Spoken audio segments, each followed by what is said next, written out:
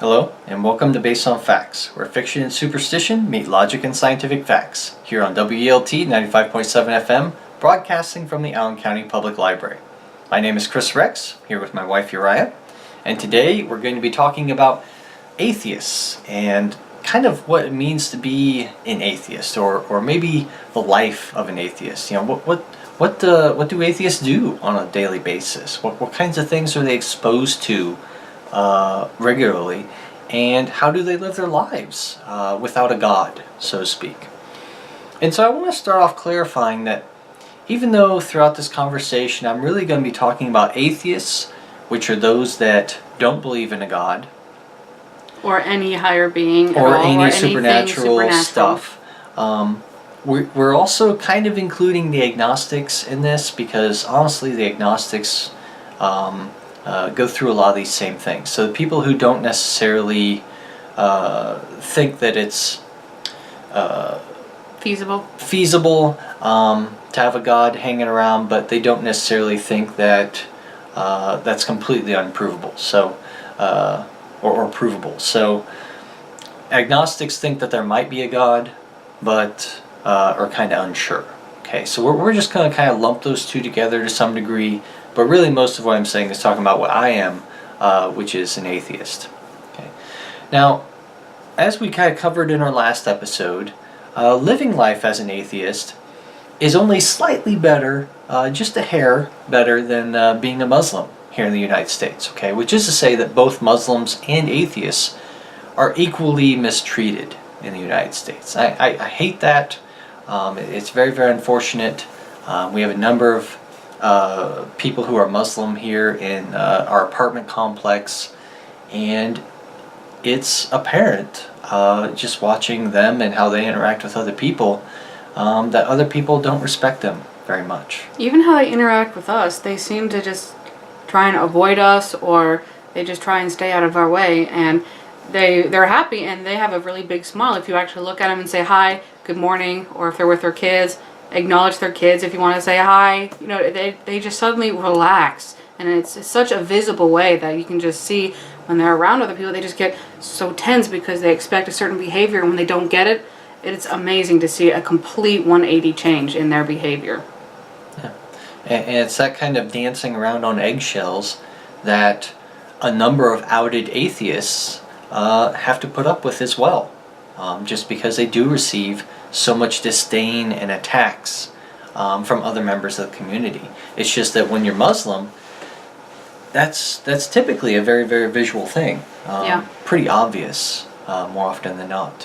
Whereas being atheist, that's a situation where you can actually blend in very well with your surroundings until you get on the topic of religion, and then you're given the option, right, to where do you talk about religion as if you're an atheist, or do you just kind of blow it off and try to mask yourself, right? Yeah, along the way. So, I mean, it's really interesting looking at those two groups of people and seeing how they deal with this kind of negative energy directed at them. Just in order to try to survive and try not to be discriminated against, essentially. So I think really the root of this, the whole cause of this disdain and negative energy really comes down to the whole thought about, well, how can I treat you similarly to the way that I treat other Christians if you don't believe in the Christian God? Okay, you know, if you believe in Allah or if you believe in nothing, how can I possibly communicate with you or respect you on a level of any kind? And that a lot of time comes from, well, how can I treat you the same way as I treat other Christians because you don't believe what I believe? And because you don't believe what I believe, you think I'm wrong. And what I believe is my morals, my way of life, my reasoning for doing the things I do. I have a lot of explanation that comes from a book, from the Bible, whatever it is. And that's why the world is the way it is. That's why people are the way they are. It's why I am the way I am. But you don't believe this. So it's not just you disagree with me. It's you reject this. You think, I mean, what am I trying to say here? You reject it, you think it's wrong, you disagree with it, and so therefore they're assuming that you believe the opposite of what they believe. That's different. Just because I don't believe in a God doesn't mean I reject the ideas that are encouraged. Love thy neighbor. Yeah, that's cool with me, but I'm not doing it because God told me. I'm doing it because I have an altruistic nature, because that biologically has been given to us. Not given. What is it? Evolved into us? Whatever you want to call it. Yeah. But biologically we have developed to be that way. So just because I don't agree or believe what you believe doesn't mean I suddenly believe the exact opposite. There's a difference there. But when somebody sits here and says, well, I can't respect you, I don't like you. Why?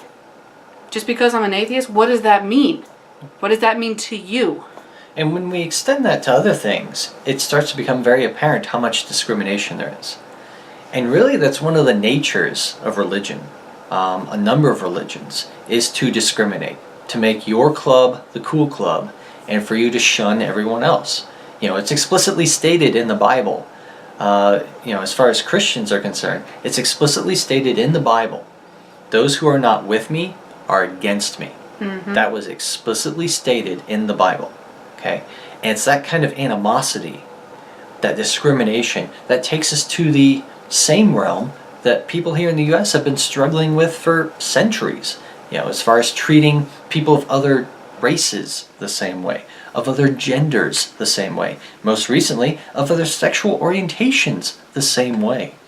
And that goes back to the point where if you're not with me, you're against me. If you're not just like me, you are against everything I am. So you're automatically assuming from a stranger that they are the opposite belief and against everything that you are, because what you believe in is what you are.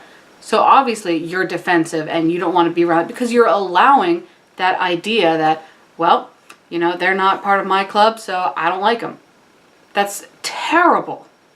And even if you're of the mind that, well, that's not what real Christians do. That's not what real religion does. We go out and we help people. We try and outreach to people.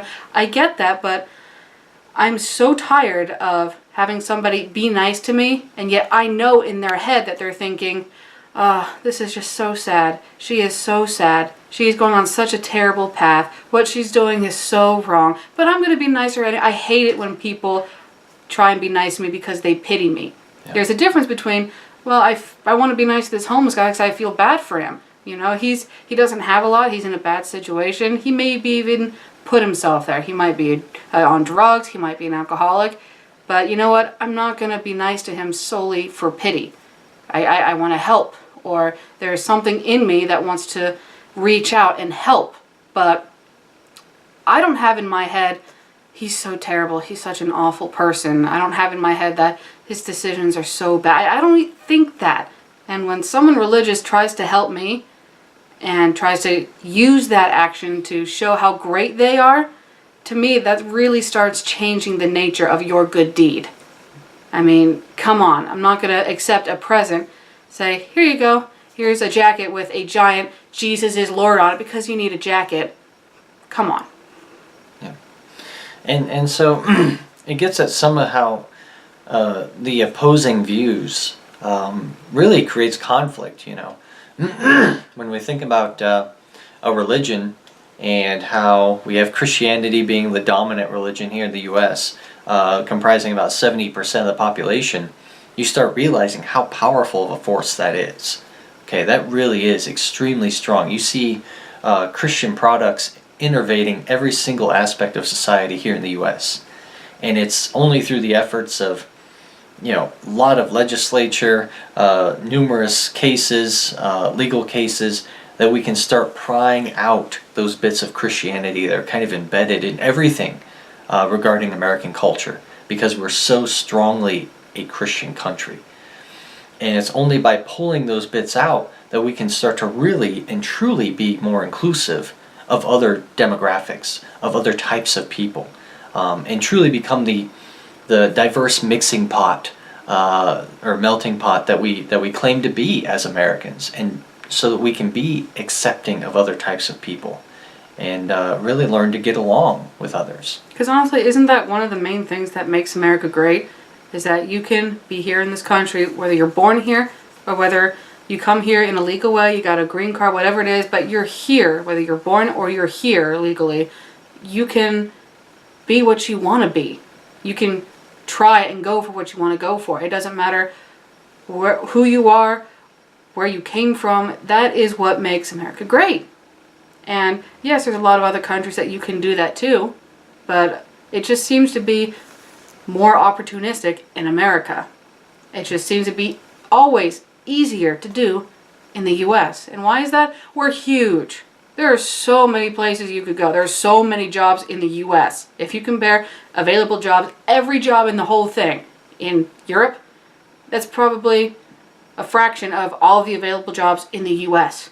So that's why we're the land of opportunity. We're huge. We do so much here. So why can't you be what you want to be? It's possible. That is what makes America great. But if we continue down this road that, well, I guess we're not going down this road, but if we take a turn to the direction that we've been going and start giving a lot of power to religion or even different racial communities, if whatever you want to do it, whether it's race or religion, anything that you can discriminate against, if you start giving that particular aspect power, it's going to cause more division and it's going to ruin everything we've worked so hard for. You know, you can't placate to Christians. You can't placate to Muslims. You can't placate to anyone. Black people, Asians, white people, where everything's included. And until everything is included, can you actually be a land of opportunity and be that diverse melting pot of culture.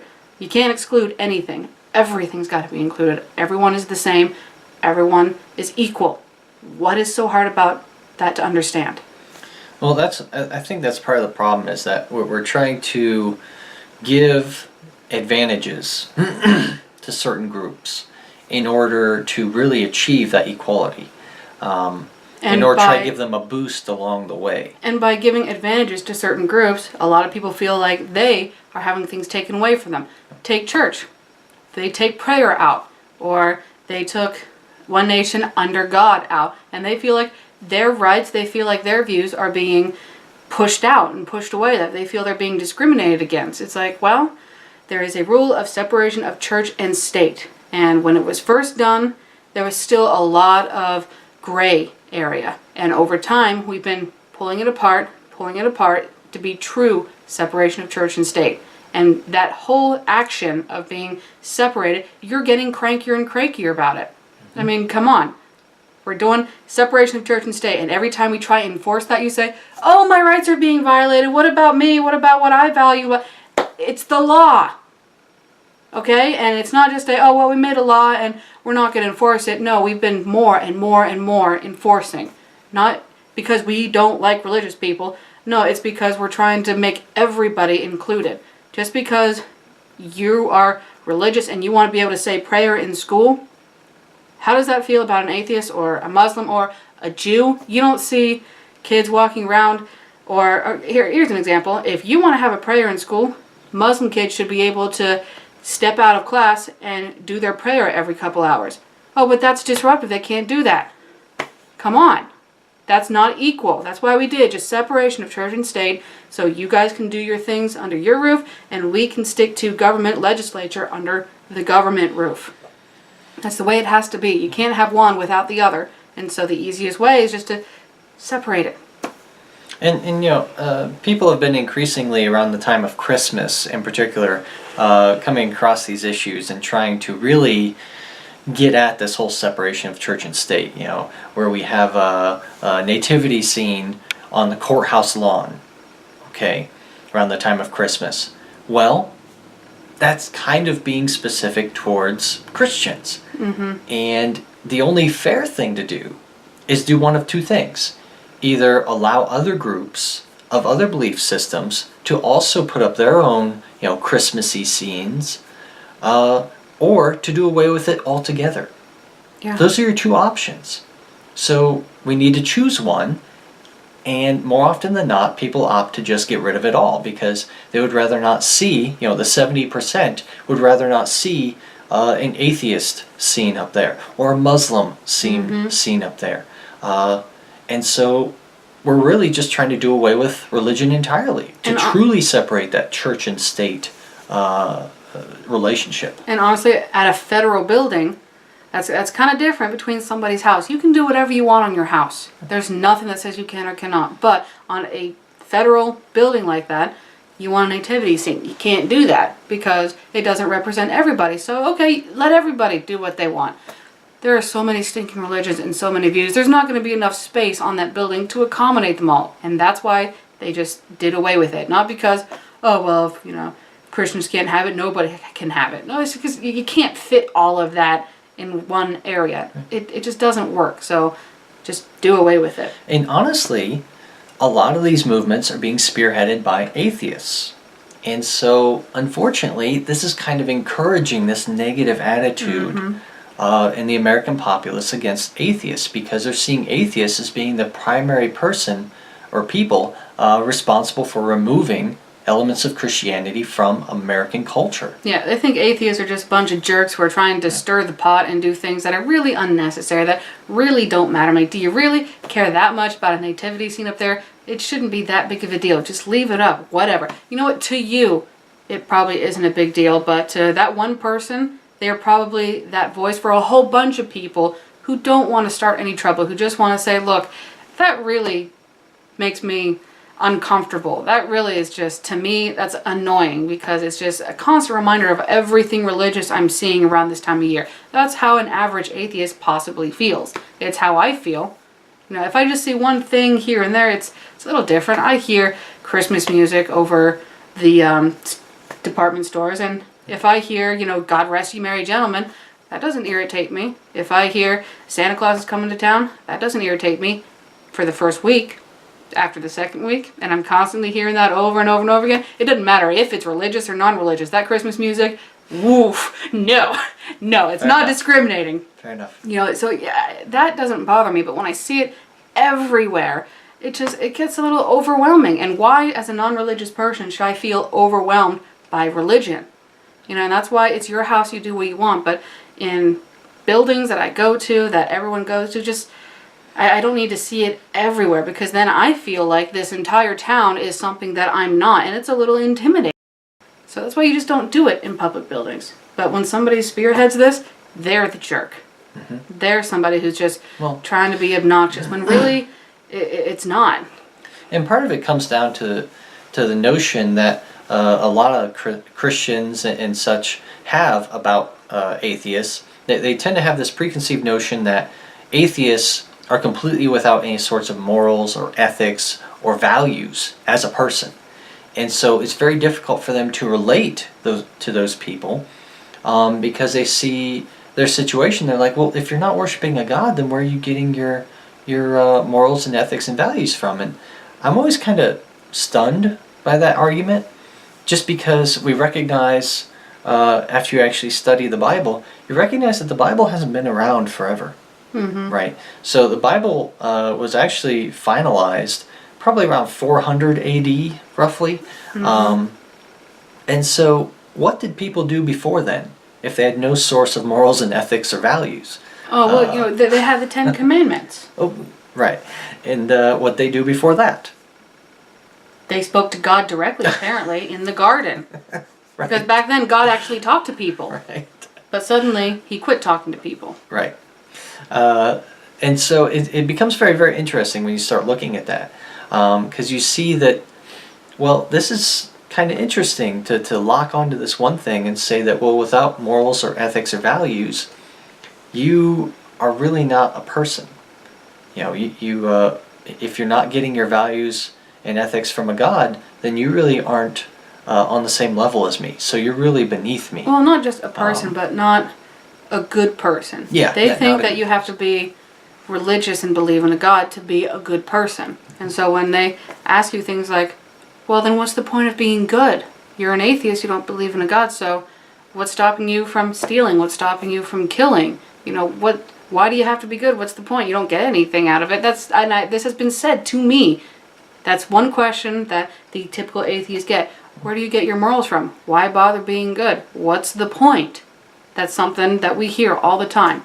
And, well, first thing is, why bother being good? Well, To me, being good is following the law and not causing trouble. That's good, because I don't want to go to jail. So there's one question answered. What keeps me from going stealing or something? Because I'm going to go to jail. Well, who cares? That's in this life. What about your soul after? I'm like, I don't care about what's going to happen to me 5 years from now. What I do today will affect me 5 years from now. So I'm not going to go to jail, because I actually try to understand my future, try and make my future better, because I know that matters. And I'm sorry, going to jail makes me uncomfortable in the moment, and it's going to ruin my life down the road. So that's why I don't do it. So second question that we get, where do our morals come from? What makes us want to do right and wrong? What that feeling that we get to do something good, or that inspiration to do something nice for someone, where does that even come from? That's the Holy Spirit. No, it's not. Where does it come from?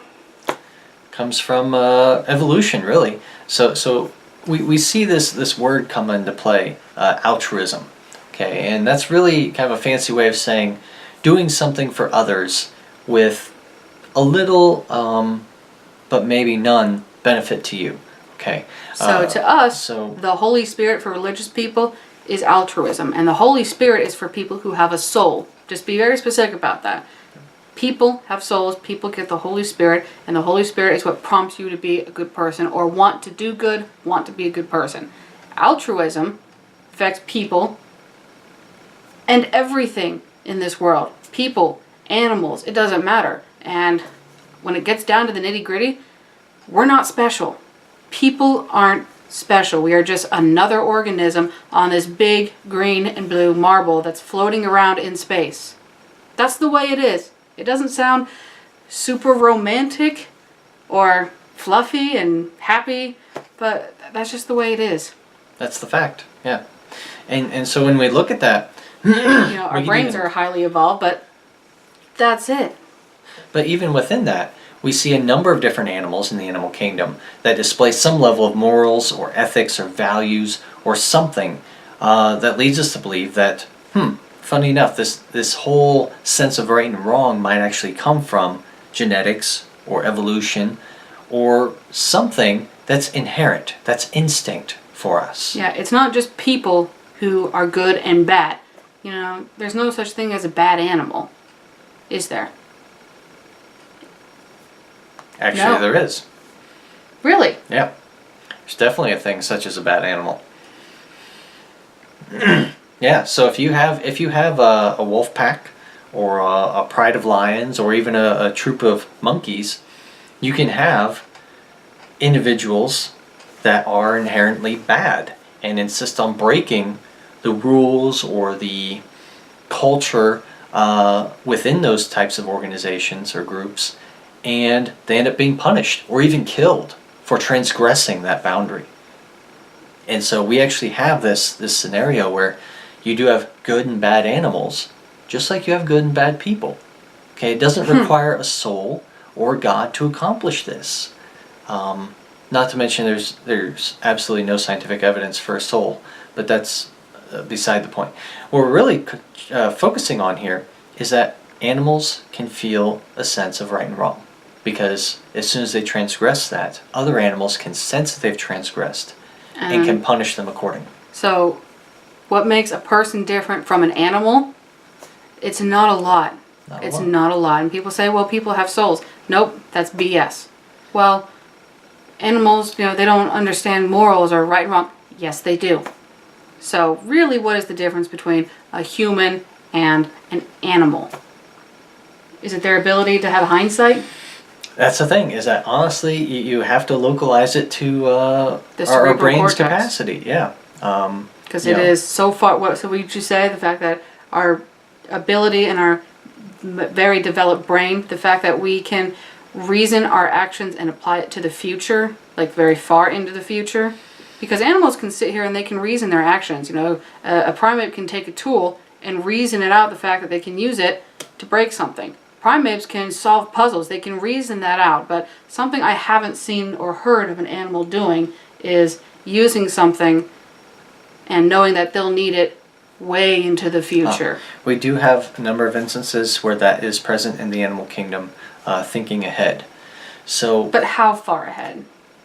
Pretty far. So, even if we just go so far as seeing a squirrel, burying nuts for the winter. Okay, that could be 6 months into the future. Okay, that's pretty significant. If we see instances where crocodiles know to go to this one spot during this one time of year, during this 1 month, because they know that fish are going to be there. That's pretty advanced thinking, especially from a reptile. So is that thinking and reasoning, or is that instinct? I don't know. The crocodile finding that one place where those fish are that one time a year, I don't think that's not quite instinct. I think that goes a little bit beyond instinct. That's where you start trying to tease apart what's instinct and what's actually cognitive thinking, and integrating memory with some sort of forebrain activity to try to predict the future. And so that's where it starts fading, this line between what's basic instinct and what's advanced thought. So we really see that humans aren't all that special. We just happen to be a little more complex, a little more cognitive than any other animal on this planet.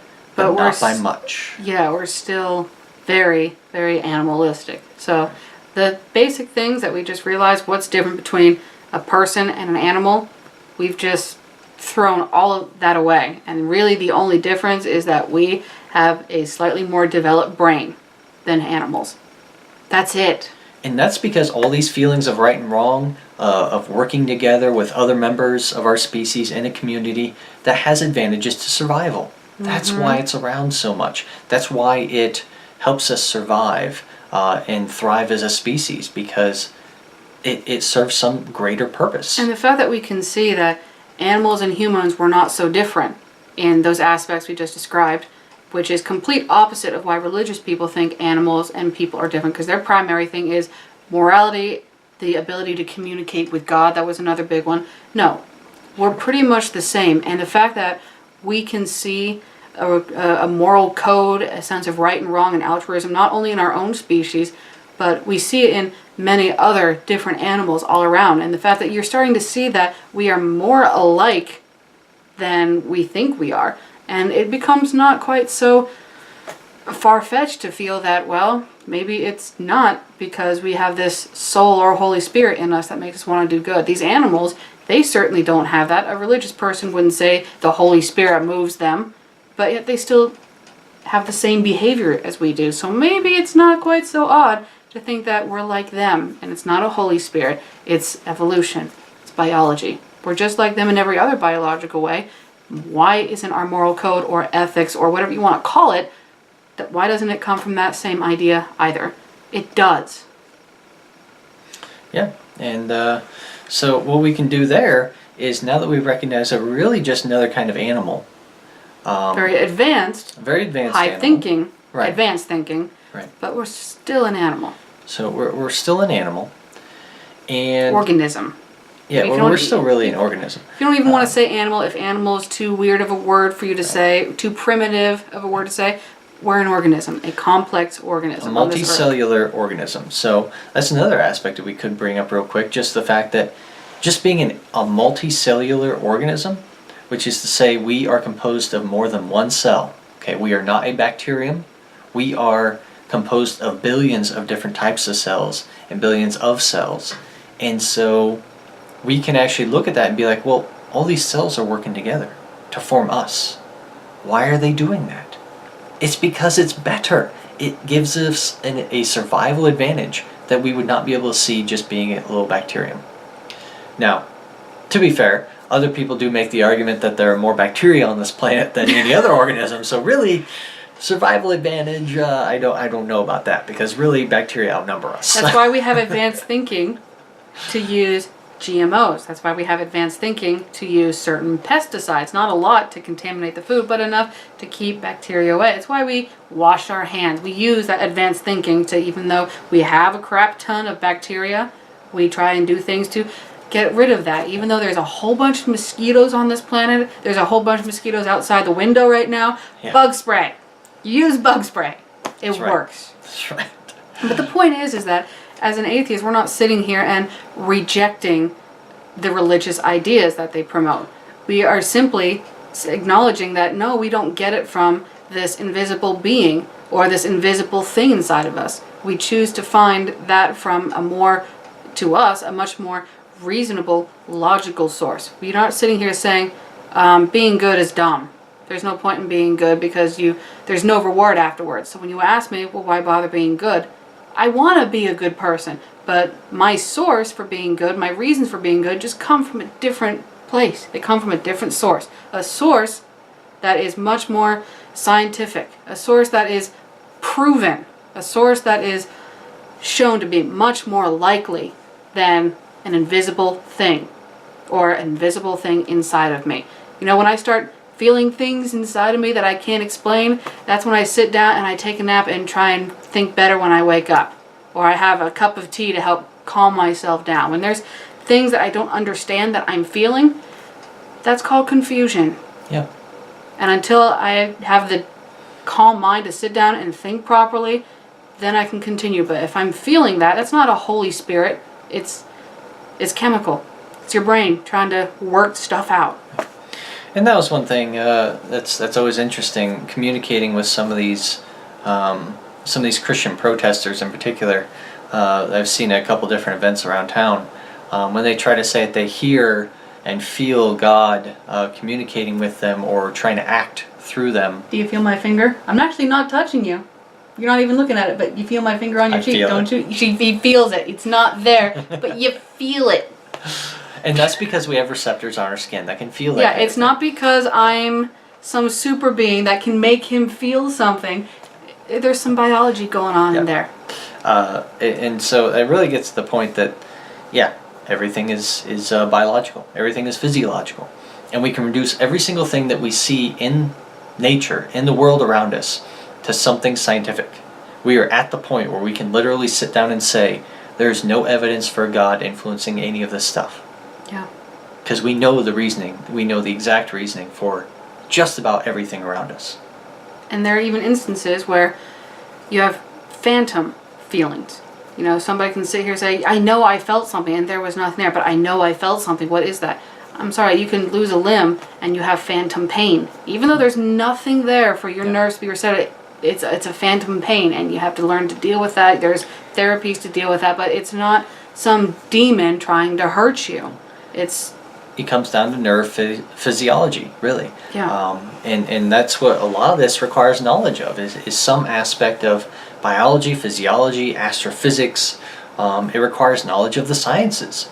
And honestly, a lot of people in today's American society really don't understand much about those things. So they're much more apt to just attribute everything to a god. Because that's easier. It offers a very simple explanation. God did it. And the problem with that is that way back when we understood not even a tiny percent of what we understand now, there were multiple gods. And they attributed certain things to certain gods because they had no other way. They had no other way to define it. And so that's when they turned to religion. When they could not understand and they were not capable, they had nothing to understand, they switched to religion. In this day and age, as time has gone by, not this day and age, but as history goes, the more we understood, suddenly other gods dropped off the grid. There is no Zeus or Athena. There is no, they're not around. There is no, what's one of the, Thor.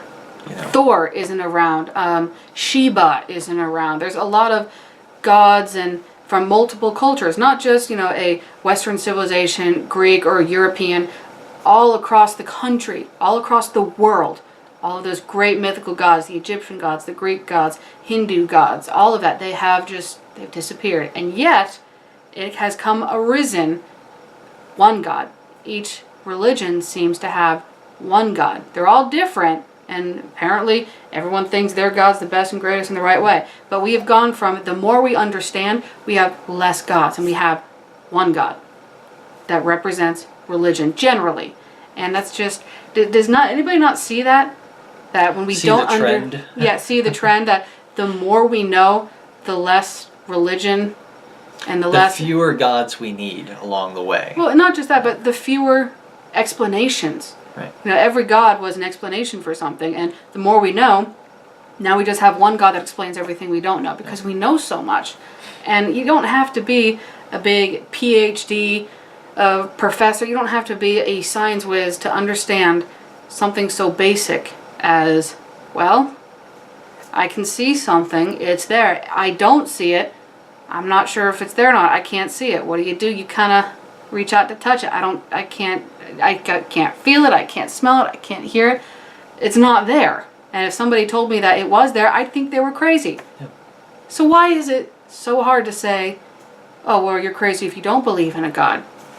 I am not a professor. I am not a science professor or a huge science student. I just got him. But even I understand that if I can't see, hear, smell, or touch something or taste something, I don't think it's there. And if somebody tries to tell me something there, I'm going to say you're crazy because I can't. No, I will take this one step further. And if you also can't use an instrument To measure developed it. by technology, by human technology, to measure it, Mm-hmm. then we can actually state that we know or don't know something. And here's an example. Blood. Blood gets on something. You can't see it, you can't touch it, you can't smell it, you can't taste it, it's gone. But if you shine a little light on a certain area, you can see where blood was. So yes. Talking about forensics, if blood touches something, then the criminal tries to wash it off, but you can still see the residue. Even though left you on can't there. see it, smell it, Right. taste it, feel it, but you can use an instrument to see that it was there. But if that instrument doesn't see anything, it's not there and you're crazy. Yeah. Sorry. And so if somebody says, well, there's a God, I can't see him, I can't hear him, I can't use anything, so why are you calling me crazy? When if the scenarios were flipped and I tried to show you something, and you said, no, it's not there. And I said, no, it is. You go, well, I think you're wrong. It's the same thing, except you have faith that something is there. That's Right. the big word that gets thrown in there is faith. Right. And so that's another thing that I often see with Christians and interacting with atheists, is that they believe that if you don't have faith in the Christian God, then you must have faith in the devil. Because you're clearly, once again, it comes to that statement, if you're not with me, you're against me. And so we see a lot of Christians thinking that atheists are actually devil worshippers or Satanists. This is kind of extreme case. Honestly, I haven't come across a lot of Christians who would think atheism is just straight up Satanism. Generally, I feel that religious people understand that an atheist is a lack of anything supernatural. I think that idea has gone into the... At least that's what I've seen. Yeah. Every time that I encounter Christian protesters, I get called out for worshiping the devil at some point. Yeah. Yeah. So those protesters, people who would say something like that, I generally refer to them as hate groups because 9 times out of 10, if they say things like that, they are representing more of a hate group. But there is one group around here that has said that to us, but they're not quite so hateful. They're just very closed-minded. Still fanatics, but at least not violent. They're very fanatics. fanatical and closed-minded, very anti-science, anti-anything, with the idea that, well, why do I need to? But anyway, I digress. So, in the rare case that you have a Christian who wants to say, well, you're an atheist, you must worship Satan. Oh my God, did you not understand our point? Atheists don't believe in anything supernatural. Satan is supernatural. Yeah, so how can an atheist believe in hell? How can you condemn an atheist to hell for not believing when an atheist doesn't believe in hell? Yeah.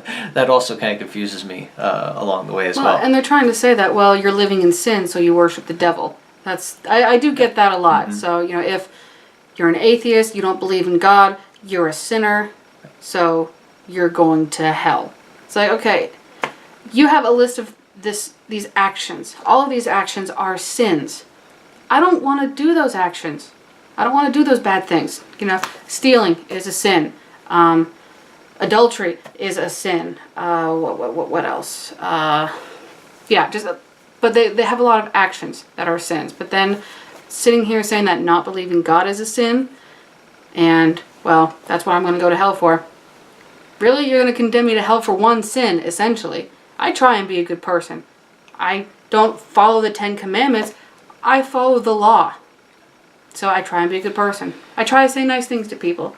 I try not to walk out and trip the old man with a cane. That's just mean. I don't do that. I want to be a good person. Now, to be fair, if somebody's trying to be mean or disrespectful to us, it's really encouraging to retaliate in the same manner. But we also understand that we have something we try and represent.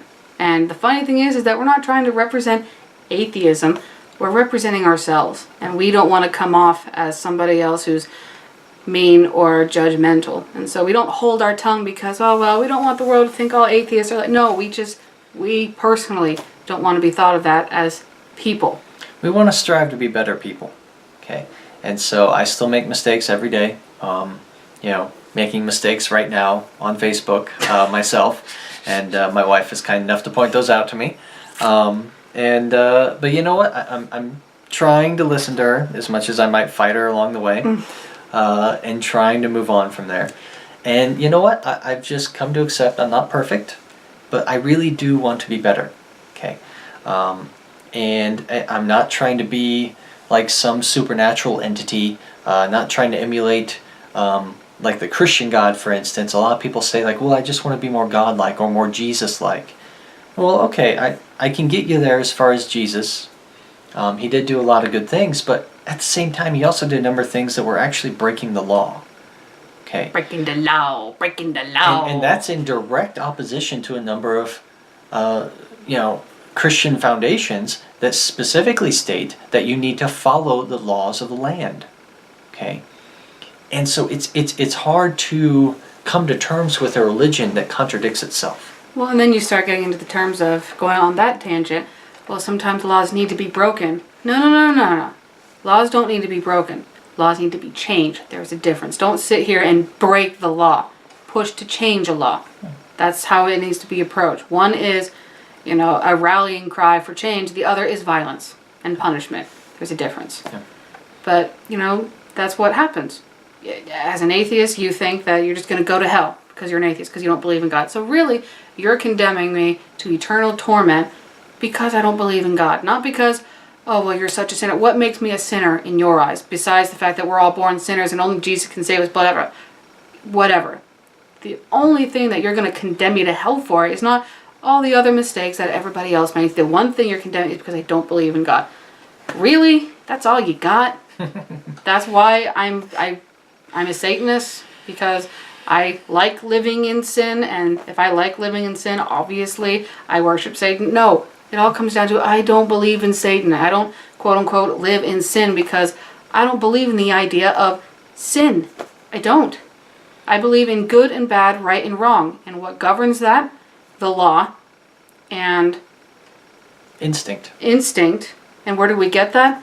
I'm sorry, if I walk up to somebody and I'm a jerk for no reason and then they get mad at me, I think I did something wrong. And I kind of feel bad too. But we also get a lot of it from culture. That's the other thing that people often don't give enough credit to, is that just American culture in general has certain acceptable things and certain unacceptable things. Like if you refuse to shake somebody's hand when you first meet them, that's often seen as an insult. Mm-hmm. And every single culture on the planet has something like that. Yeah. To where if you don't follow these norms, it's perceived as an insult.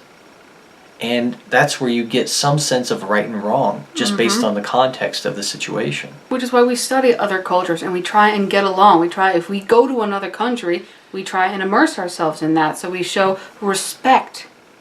Amazing, that word respect just gets lost. Because when people come here, there's a lot of culture here, and so it's easy to find your community where you fit in, because they do share a lot of that cultural tradition. And that's fine, as long as that tradition doesn't disrupt or break any of our laws, and as long as it doesn't disrupt or break our traditions.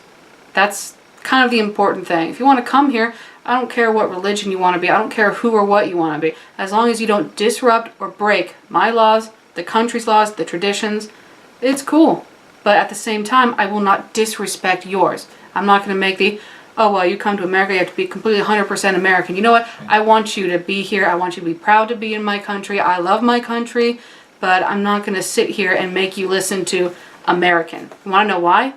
American is so much. So diverse. So diverse. So the only thing that is American is you come here, you try and speak our language, you follow our laws, you don't stomp on our traditions. Cool. It's very simple, actually.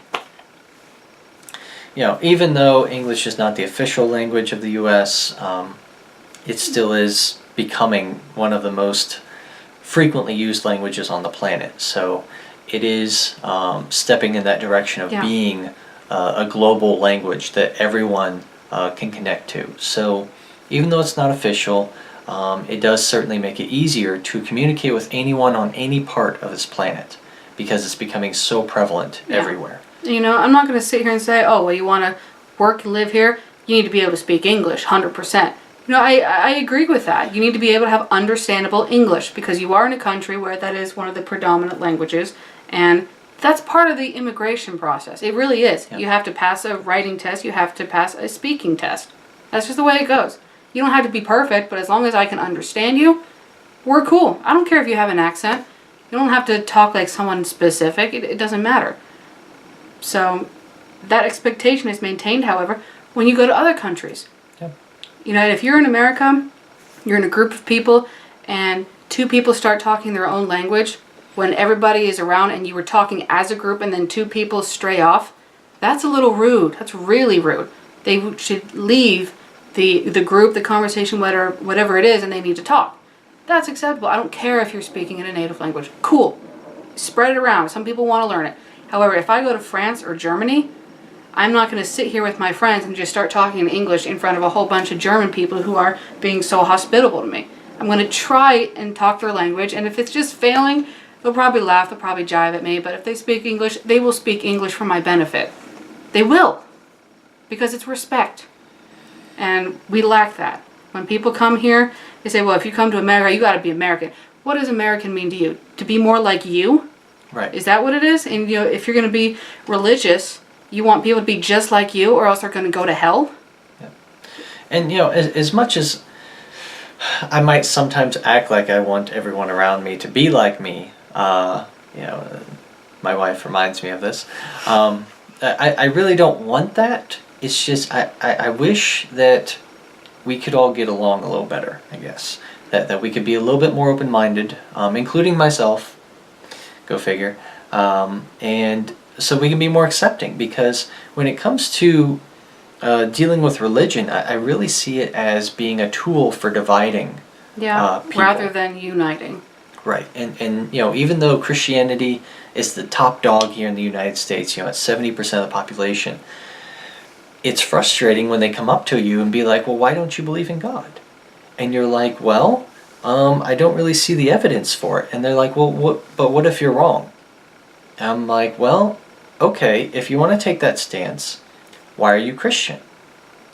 What if Christianity is wrong? Have you analyzed the other 3,000 religions in the entire world, and have all of a sudden decided that your one religion, Christianity, is actually the right one? And more often than not, these people will say, well, no, I haven't looked at any other religion. Then I'm like, well, then how do you know that Christianity is the right religion? What's your reasoning for not believing in the other 3,000 religions? Because whatever your reasoning is the same reason that I have for not believing in Christianity. More often than not, yeah. And then it goes even further than that, because Christianity has so many denominations under it. Right. And I would be very impressed if Christianity was one singular religion. That would be very impressive, to have such a massive amount of people thinking the same thing. But that's not the case. There are Christians. They all say they're Christians, but their church is better than the other church. Right. Once again, they're going to heaven, and they look at another church and they say, well, yes, they believe in a lot of the things, but they don't believe some of the things I believe, so they're wrong. They might go to hell. It's just... So a lot of competition, and it's very divisive. It's divided even under its own umbrella. Right. And that's so, a problem. You know, what we're trying to do as atheists is we are trying to get the word out there that atheists are here. They're becoming a bigger demographic over time. You know, as we said before, atheists have doubled in the past 7 to 9 years. They've doubled here in the U.S. as far as being up to 7 or 8% of the population now. Mm-hmm. And granted, that's only a tenth of what the Christians are. But you know what? That's becoming very, very important. Yeah. It's becoming even more important for us to get together, to unite, and try to bring about education and peace among all this fighting for no reason. And so what we're trying to do is we're trying to get out there to community, trying to give back to the community so the community can see that, hey, well, these group of people, these people actually have some sense of morals and ethics and community and some sort of values that they want to get out here and give back to the local people. And one of the great things that our organization that we're a part of did here recently, I think it was about a month or two ago, Free Thought Fort Wayne here in town actually held a haircut for the homeless kind of event where they basically had 4 different hairdressers or hairstylists set up in Fryman Square, and they were there for about 2 hours and cut 32 different people, cut the hair of 32 different homeless people. And that was great. That was awesome. You know, we just simply had a table set up. You had some electricity. We had some electricity there, so we were able to use the clippers and such. And the hairdressers were great. They sat there and they processed all those people. They talked with them, tried to get to know these people on a personal level. We weren't handing out flyers. We weren't sitting here and telling these people, well, you know, it's terrible that you're homeless, but you know, your salvation can be found in God. So here's a pamphlet. We weren't doing that. We weren't handing out any flyers. We weren't condemning them to hell. We weren't even talking much about how to save yourself. The topic wasn't, you know, what can you do to be better? What can you do to get this? We didn't really talk about how to get them to rise out of their homelessness. That wasn't the conversation. All we did was we went and we said, look, you need this. I can help you. Let me help you. It's something small, but you take it and you do what you want with it. That was the difference. We didn't come here and preach in their ear, well, why don't you go to Work One for us? Well, why don't you go to the shelter? Well, we didn't tell them, why don't you do this and this and this and you won't be homeless. No, it was just, can I do something nice for you? I can help you. I'm just going to help you just for the sake of I want to help in one small way. And you know what? Honestly, probably most of those people didn't even know who we are or what we were doing. And they probably don't recognize us on the street if they see him again. Probably don't even know who we are. You know, that we are atheists, that we are part of this organization. Probably don't know any of that. They just know that we did something great for them. And you know what? I'm okay with that. Yeah. They don't have to know my name or where I came from. I'll tell them and I'll introduce it, but, you know, the next week, they remembered what happened because some people were there with huge beards, long hair, and it was hot. Oh, it was so hot this summer. But we cut all of that off and they didn't have to deal with that. So a month down the road, they still remembered somebody did something that nice. They don't remember who or what that group was, but someone did something nice for them. Yeah. And that's great. I am happy to be the source of that appreciation, of that slight break from the heat. Yeah. And that's all an atheist really does. And then sometimes, I mean, yes, I'm an atheist, but sometimes I hate being called an atheist because it makes me sound like I'm some sort of heathen or sometimes heretic. It makes me sound like a heathen or a heretic, but some people try and say that my religion is atheism. It's like, no, I'm an atheist because I don't believe in a religion. And honestly, it's a religious person forcing that label on me. You know, I can't be just non-religious. I can't just be me. I'm either religious or I'm not religious. But religion is there. Why can't I just remove it? I'm just me. You know, I don't want to have a big group of atheists doing a big science festival or something. Say, hey, atheists over here. I don't want to have this big atheist banner under a science festival. I want to call it Science Festival. I want to take the word atheism and remove it. But I want people to come here and say, I don't believe in a God. I guess you could say I'm an atheist. And I want them to do that without being afraid of those uncomfortable questions they always get asked, by the discrimination they might face. It's okay to be an atheist. It is safe to be an atheist. It is understandable. Whatever you want to, there's so many things. It's okay to be an atheist. You're not a terrible person. You're not wrong. You're not a devil worshiper. You're not somebody without morals. You're not selfish. No, you're just somebody who doesn't believe in the supernatural. That's all that it means. And it's silly to sit here and say that, well, as an atheist, you don't believe in anything, you have no faith, you just are selfish, there's no point for you to follow the law, and blah, blah, blah. There's just, no. It simply means I don't believe in the supernatural. That I like to rely on science. Yeah. I Have don't to go need, where the facts are. yeah. I don't need to have a label on me for somebody to understand everything that makes me me. And But people lose that. the problem is that we need labels, just because, when describing colors, colors, theoretically speaking, are really defined by the kind of light that they reflect.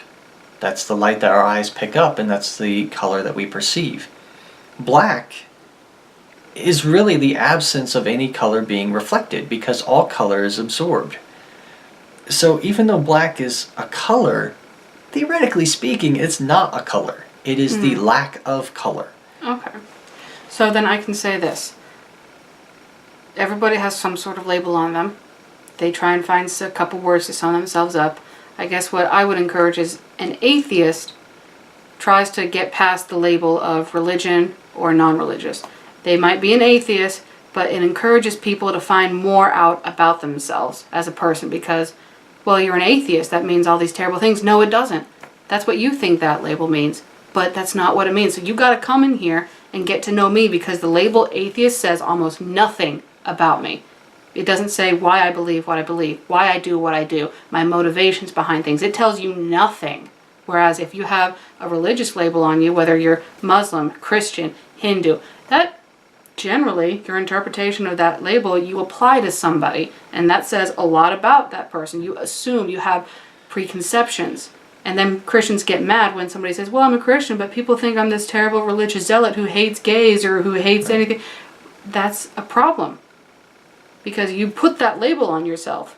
So, what are you going to do? Are you going to remove that label and try and talk to somebody?